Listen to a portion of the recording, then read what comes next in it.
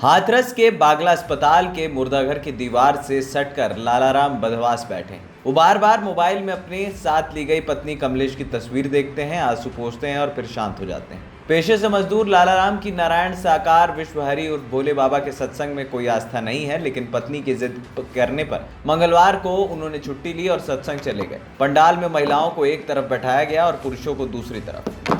नारायण सरकार के सत्संग समाप्त करके पंडाल के जाने के दौरान मची भगदड़ में लालाराम की 22 वर्षीय पत्नी कमलेश की भी मौत हो गई। उन्हें कमलेश का शव सिकंदराव स्वास्थ्य केंद्र में पड़ा मिला था। वो उसे अपने साथ घर ले गए थे।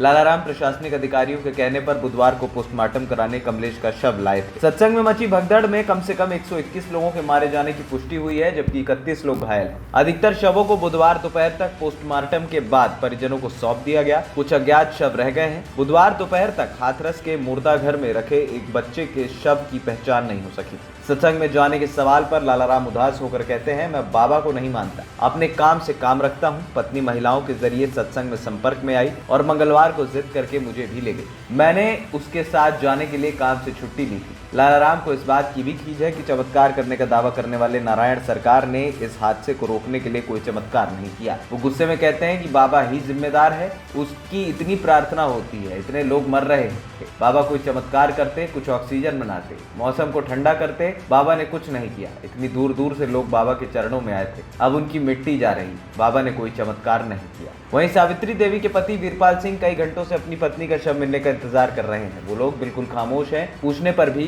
कुछ नहीं बोलते। उनका बेटा अजय भी सत्संग से जुड़ा था। अजय इस हादसे के लिए नारायण साकार को जिम्मेदार नहीं मानता। उसका कहना है कि परमात्मा कोई गलती नहीं की, उनको दोषी क्यों माना जाए? जो हुआ है उनके जाने के बाद हुआ। लोगों ने नियम तोड़ा तब ऐसा हुआ। उन्होंने लोगों से कहा था कि अब घर लौट जाओ, इतनी भीड़ बढ़ाने क्यों आए हो। ANP टाइम्स की रिपोर्ट।